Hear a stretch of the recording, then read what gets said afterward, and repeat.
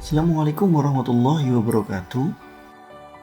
Pernahkah Anda mempunyai angan-angan memiliki toko online sendiri, tapi merasa tidak mampu membuatnya karena tidak mahir IT? Pertanyaannya, kira-kira bisa tidak orang yang tidak mahir IT membuat toko online sendiri?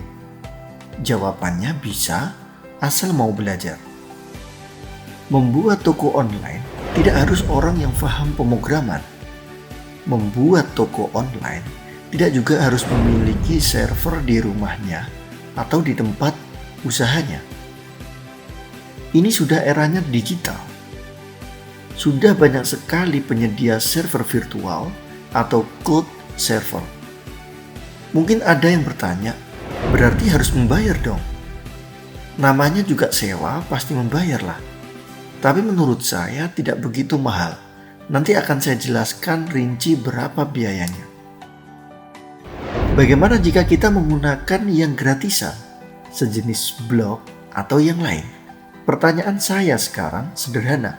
Anda serius membuat toko online tidak?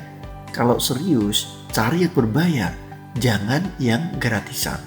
Kalau tidak serius atau hanya coba-coba, ya nggak apa-apa kalian cari yang gratisan. Namanya yang gratis dan berbayar pasti beda. Sampai sini paham kan? Video saya kali ini akan mencoba sharing bagaimana tahapan dari awal sampai akhir dalam membuat sebuah toko online sendiri. Seperti biasa, sebelum masuk ke tutorial kita kumpulkan semangat dulu.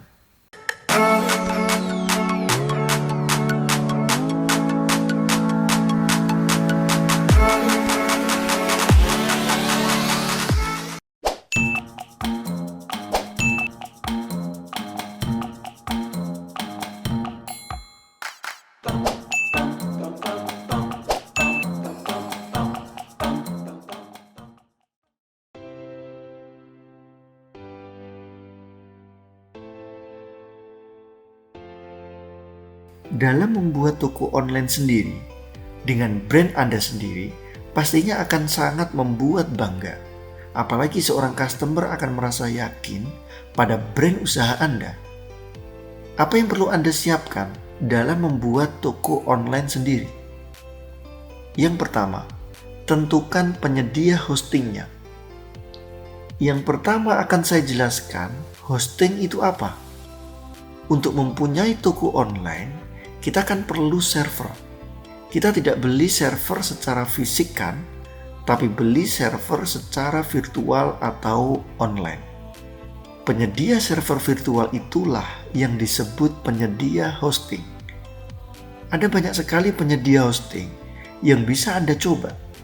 Nanti di deskripsi akan saya tuliskan beberapa penyedia hosting yang bisa saya rekomendasikan dan sudah pernah saya coba.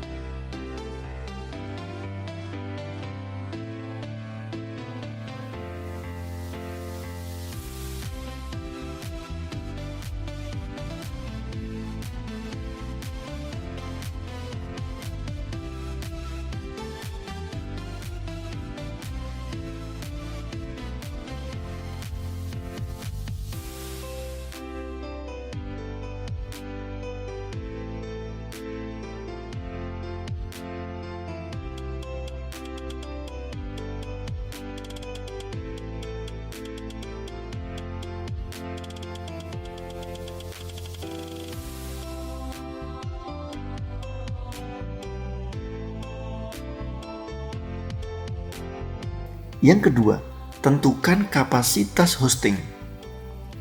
Setelah Anda sudah menentukan mau menggunakan penyedia hosting yang mana, maka langkah selanjutnya silakan memilih kapasitas hostingnya. Biasanya, nantinya penyedia hosting akan memberikan beberapa alternatif dengan harga yang berbeda-beda. Tentukan sesuai dengan kebutuhan kalian. Saya akan mencoba jelaskan langsung ke beberapa penyedia hostingnya.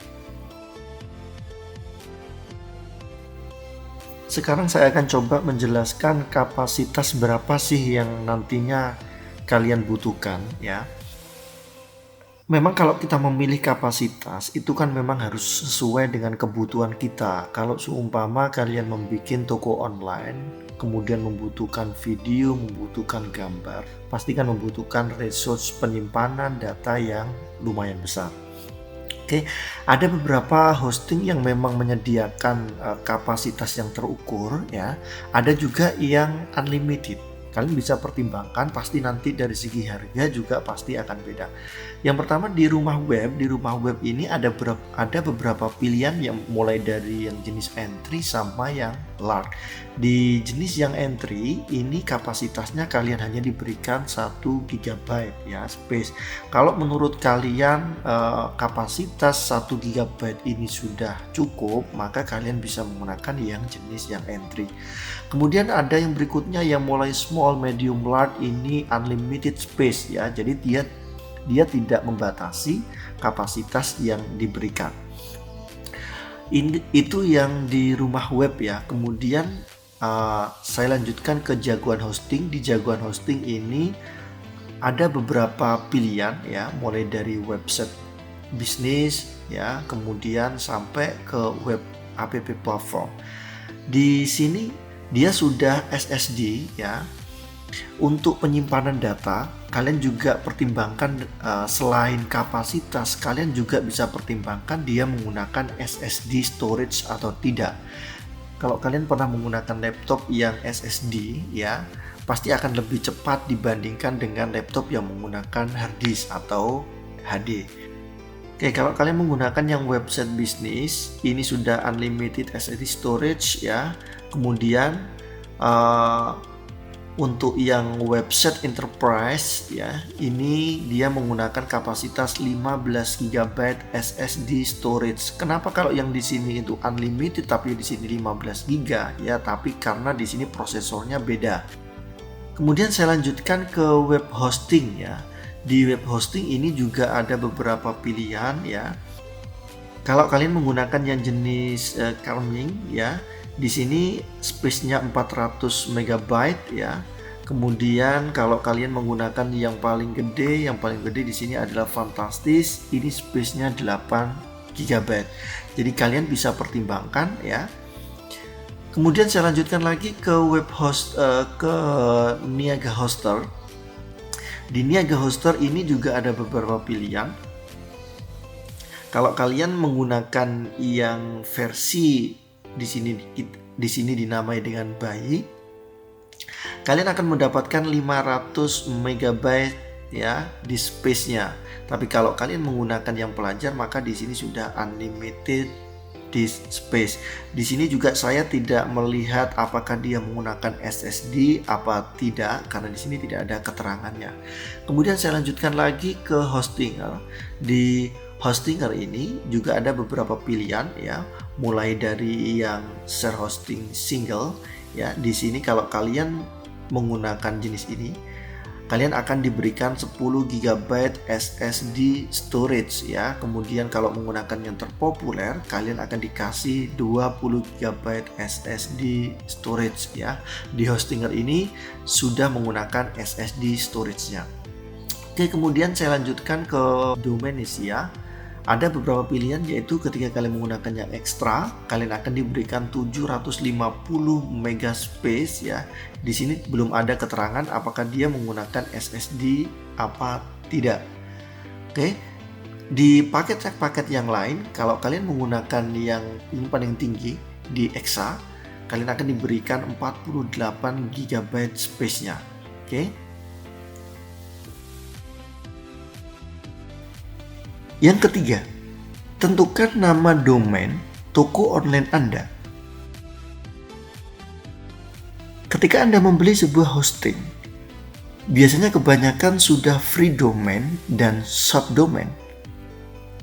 Pertanyaannya, domain itu apa sih? Domain itu alamat yang digunakan untuk mengakses toko online Anda. Contoh, andiprayogi.com.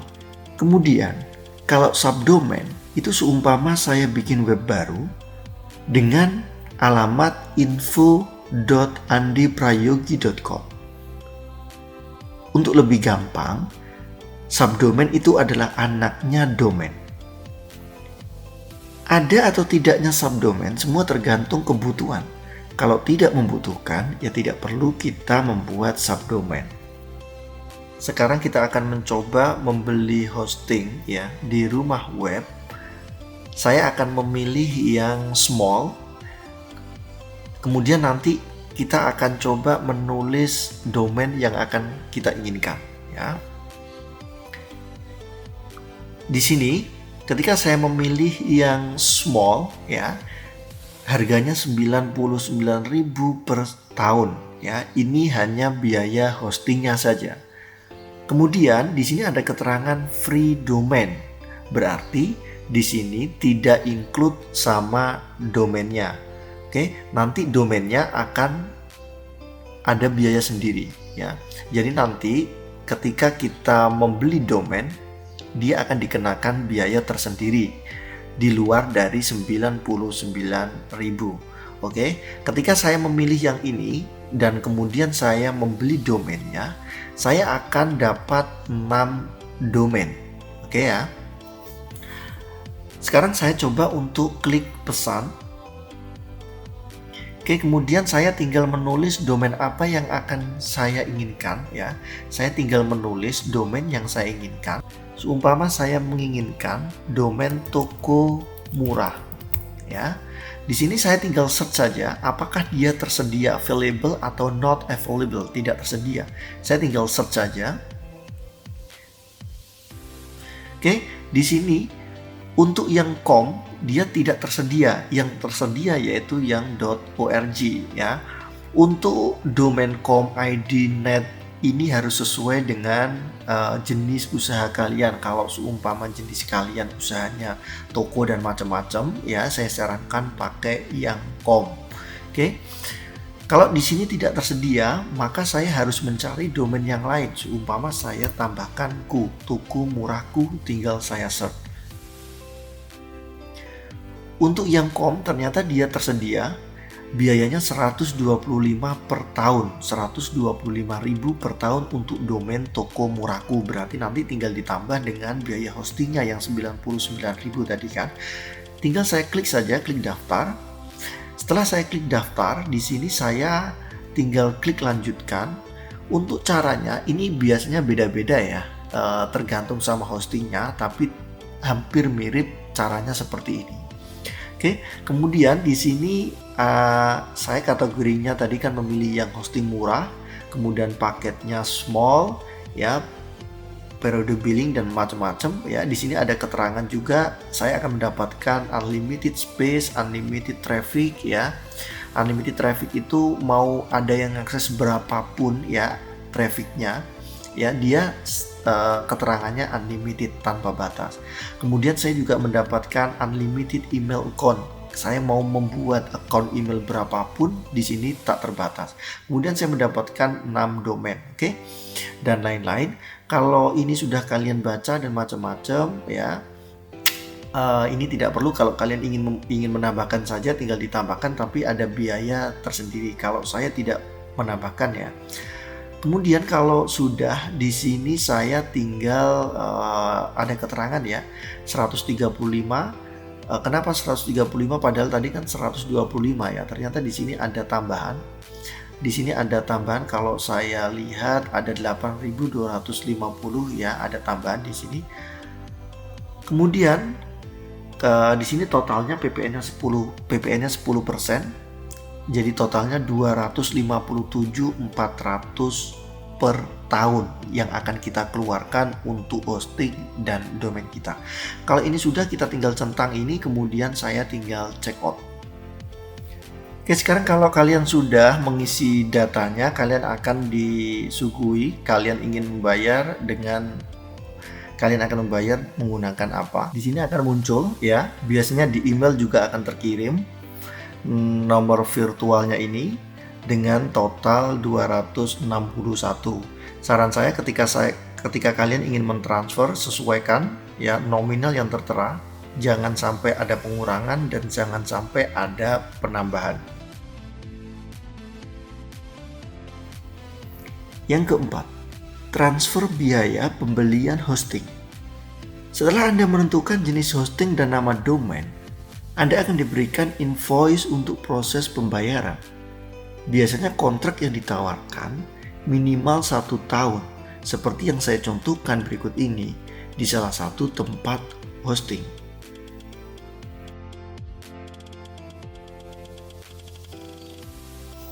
Ya, di sini saya sudah mentransfer sesuai nominal yang tertera, yaitu 261.000. Kemudian setelah saya mentransfer, biasanya ada beberapa hosting yang memang memerlukan untuk konfirmasi, ya, konfirmasi pembayaran, atau kalian bisa juga chat langsung ke billingnya. Oke, di sini saya klik pembayaran, ya, kemudian klik konfirmasi pembayaran. Di sini saya klik konfirmasi pembayaran lagi. Oke, di sini saya masukkan invoice yang tadi tertera itu berapa. Saya tinggal masukkan invoice-nya. Yang kelima, tinggal install CMS. Setelah proses pembayaran sudah terkonfirmasi oleh sistem penyedia hostingnya, maka Anda biasanya akan mendapatkan email yang berisi informasi untuk masuk ke cPanel-nya. Secara tidak langsung, berarti proses pembelian hosting dan domain sudah sukses. Ketika kita sudah memiliki server virtual, tinggal kita mau isi apa server kita. Untuk membuat website toko online, maka kita perlu install CMS.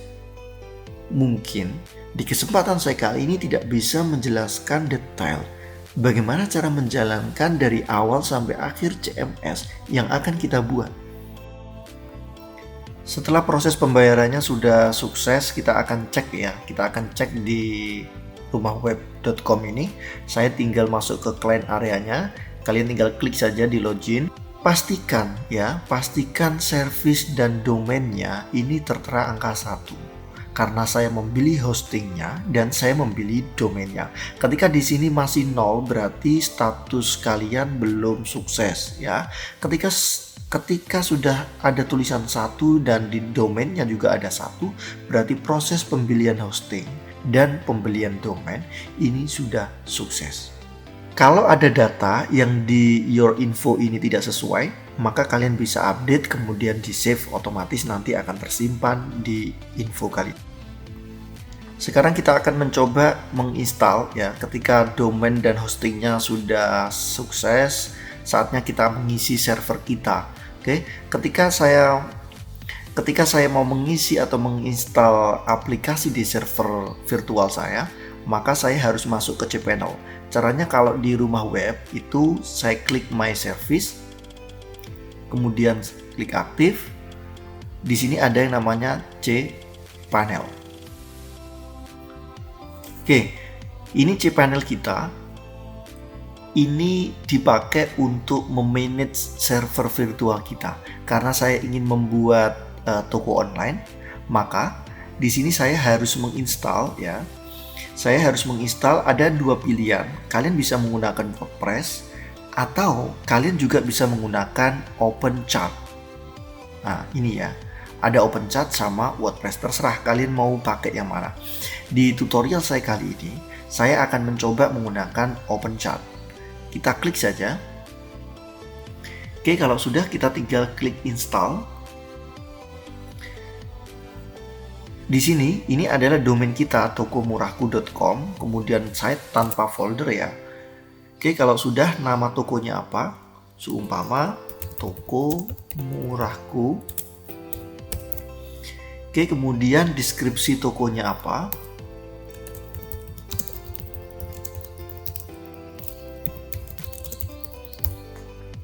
Username-nya ini dipakai untuk masuk ke situs kalian nantinya. Oke. Kemudian passwordnya.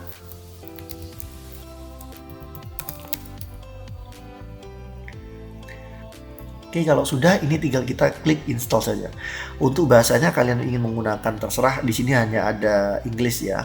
Ada Rusia dan Turki. Saya pakai yang Inggris saja karena bahasa Indonesia belum ada. Saya klik install. Sekarang kalau kita sudah sukses menginstal OpenChat-nya ini, maka kita akan dihadapkan dua link. Yang pertama, ketika saya klik yang atas ini berarti langsung masuk ke situsnya ya. Kalau saya pilih yang kedua, maka dia akan masuk ke adminnya, admin dari situs kalian. Oke, kalau saya lihat sekarang situs saya tokomurah.com itu sekarang jadinya seperti apa? Jadinya seperti ini.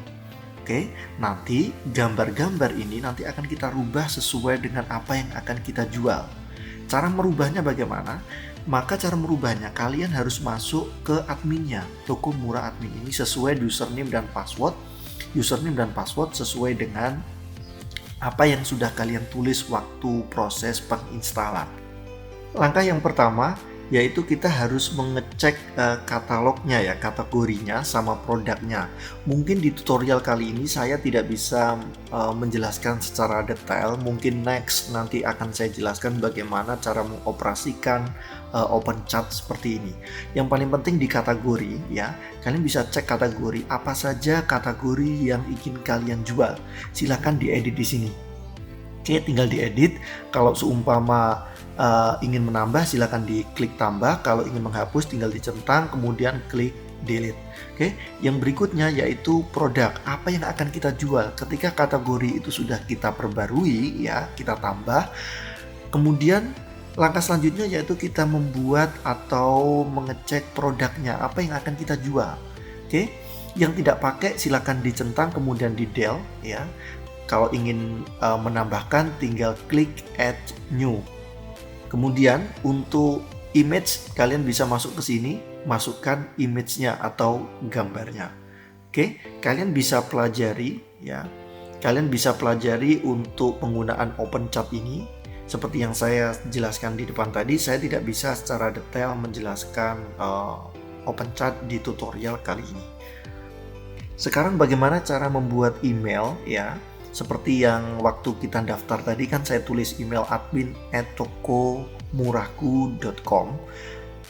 Sekarang cara buatnya bagaimana? Kalian masuk ke cPanel ya. Kemudian kalian masuk di sini ada yang namanya email account. Kalian tinggal klik saja email account-nya. Kemudian kalian bisa add di sini ya, create,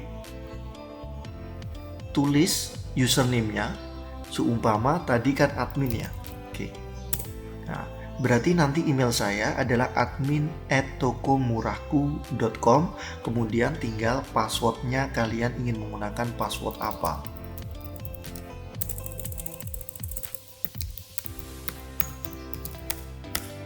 Oke, kalau sudah saran saya campur antara angka huruf ya, huruf kecil kalau ada.